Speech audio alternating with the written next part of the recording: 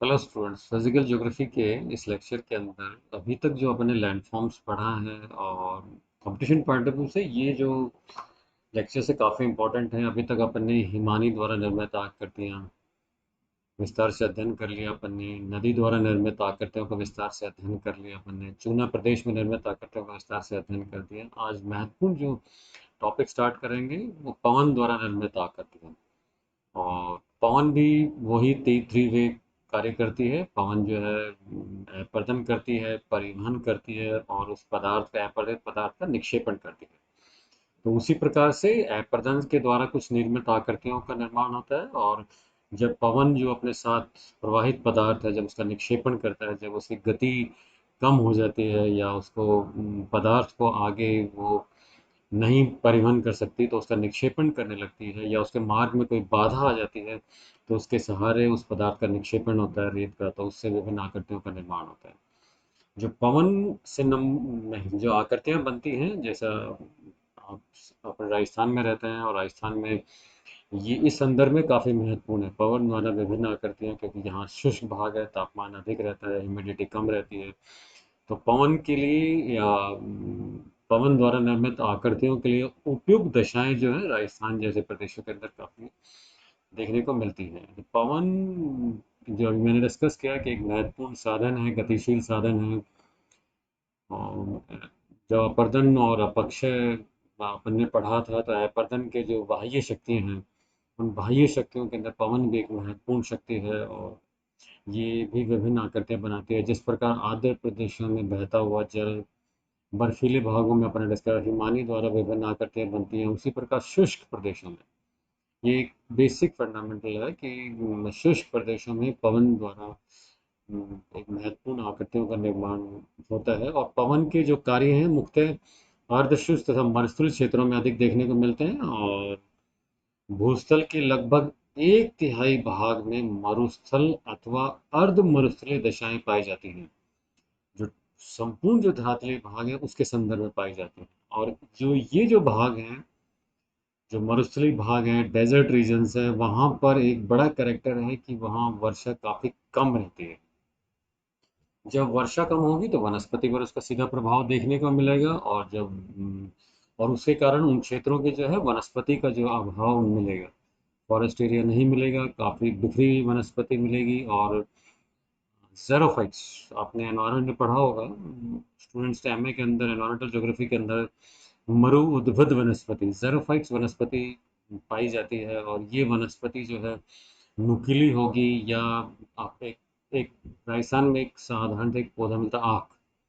आक का पत्ता बड़ा होता है, मगर उसके ऊपर जो है ऊपरी भाग पर वैक्स की एक परत होती है जो कि किरणों को परावर्तित करती है।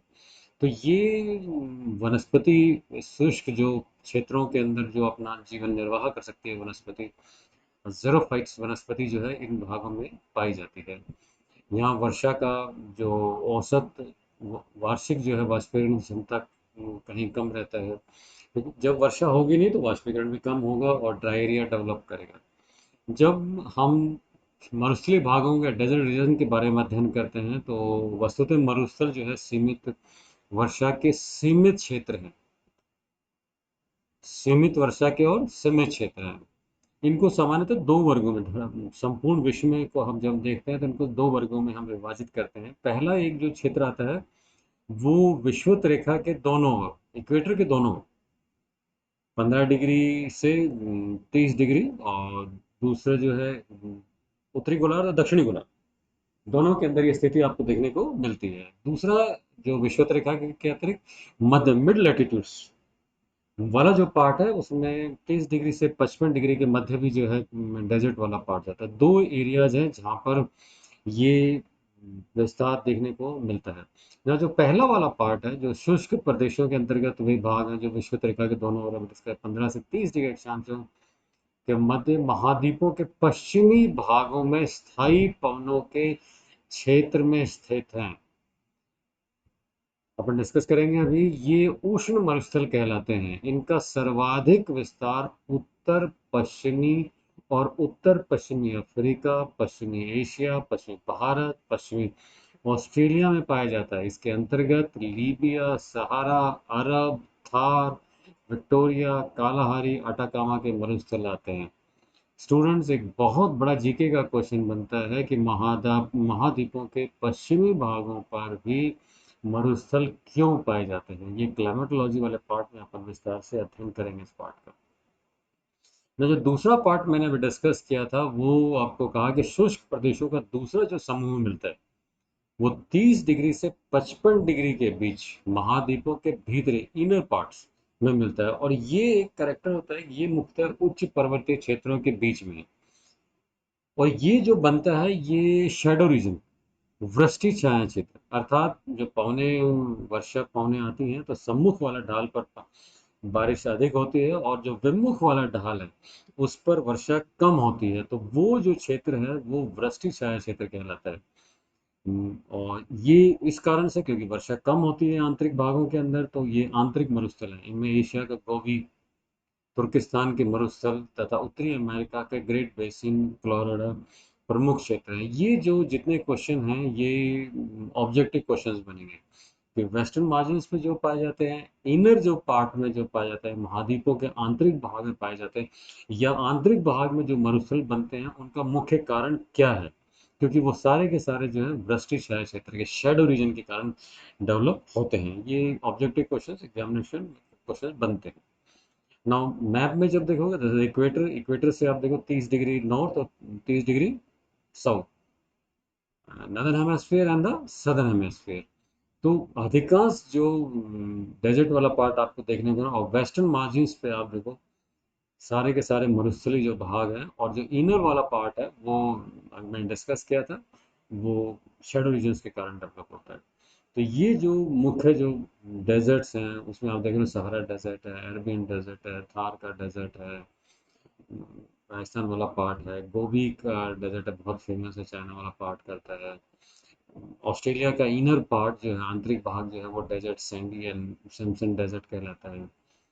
कालाहारी डेजर्ट बहुत महत्वपूर्ण ऑब्जेक्टिव क्वेश्चन बनाता है। पेरिवियन और अटाकामा जो है पैटागोनियन डेजर्ट्स आता है। ये मैं क्लाइमेटोलॉजी के अंदर भी डिस्कस की, यहाँ पर दक्षिणी अमेरिका के आसपास जो है यहाँ डेजर्ट वाला पार्ट क्यों बनता है, डेजर्ट किस लिए विकसित होते हैं, क्योंकि यहाँ जब क्लाइमेटोलॉजी के अंदर जब हम पढ़ेंगे कि अल नीनो या ला नीनो की कंडीशंस में पढ़ेंगे तो देखें इस पार्ट को बहुत विस्तार से, पेरिवियन कोस्ट, क्योंकि यहाँ पर एक अल नीनो और ला नीनो की स्थिति के लिए ये क्षेत्र काफ़ी महत्वपूर्ण पड़ता है। ग्रेट बेसिन जो है आंतरिक अमेरिका के आंतरिक भाग के अंदर जो है डेजर्ट पाया जाता है। तो ये मुख्य डेजर्ट्स हैं जो कि विश्व में पाए जाते हैं। ना इसके अतिरिक्त वायु अपर्दन के जहाँ तक कार्य करते हैं, इरोजिव वर्क्स करते हैं, अपर्दन कार्य करती है। जो शुष्क और अर्धशुष्क भागों में वायु अपर्दन एक शक्तिशाली साधन है, ह्यूमिडिटी कम मिलती है तो यहाँ पर वर्षा कम होती है, तो वायु एक सबसे महत्वपूर्ण साधन है। और मरुस्थलीय प्रदेशों में वर्षा एवं वनस्पति का अभाव, तापमान की अधिकता, ये मुख्य विशेषताएं हैं। वनस्पति का अभाव मिलेगा, तापमान की अधिकता मिलेगी, वाष्पीकरण की तीव्रता मिलेगी क्योंकि टेम्परेचर अधिक है। यहाँ पर वनस्पति का आवरण कम है तो वाष्पीकरण काफी तीव्र होगा। उच्च दैनिक तापांतर, ये दिन और रात का दैनिक तापांतर है, difference between the day and the night temperature. क्योंकि मरुस्थलीय भागों के अंदर स्टूडेंट्स हमने पढ़ा है दिन के समय रेत जल्दी गर्म होती है, रात को जल्दी ठंडी होती है। तो दिन और रात का जो तापमान है, जो दैनिक तापांतर है, उसमें काफी अंतर पाया जाता है। ये एक मुख्य करेक्टर है डेजर्ट रीजन का।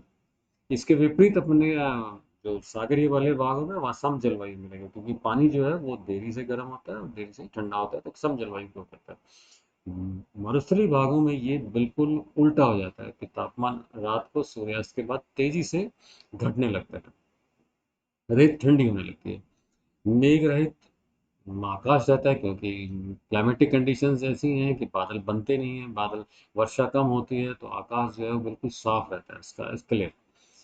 आदि बातों से वायु अपर्दन कार्य को बड़ी सहायता मिलती है, जिसके कारण बहता जल, कंकड़ पत्थर, बालू, जल, घुली हुई मिट्टी सहायता प्रदान करते हैं। इसी प्रकार वेग से बहती हुई वायु बालू कणों अथवा धूल कणों की सहायता से महान अपर्दन कार्य संपन्न करती है। ये अब डिस्कस करेंगे किशोर।